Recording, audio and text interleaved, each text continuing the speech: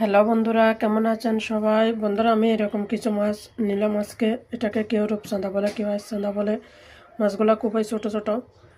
আমি কয়েকটা কেটে ধুয়ে বেছে নিলাম।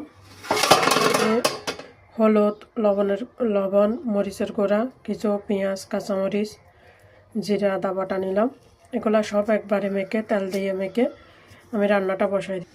আমি কড়াইতে নিয়ে নিলাম, ভালো করে মেখে নিলাম। এখন অল্প একটু হাত ধোয়া পানি দিয়ে, হাতে যে মশলা মাখা আছে এই হাত ধোয়া পানি দিয়ে একটু করে তারপর বসাই দিব।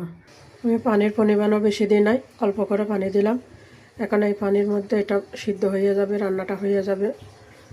হাতে মাখা রান্না, অনেক সময় এভাবে খেতেও খুবই ভালো লাগে।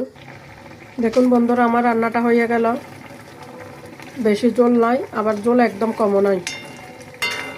দুপুরে খাই বা রাতে খাই, এরকম এক পিস মাছের সাথে একটু ঝোল হলে খুবই ভালো লাগে। ভিডিওটা ভালো লাগলে একটা লাইক করে দিবেন, একটা কমেন্ট করে জানাবেন কেমন হলো। আপনারা কারা কারা এরকম করে মাছ বোনা করে খান, কমেন্টে জানাবেন। নমস্কার বন্ধুরা।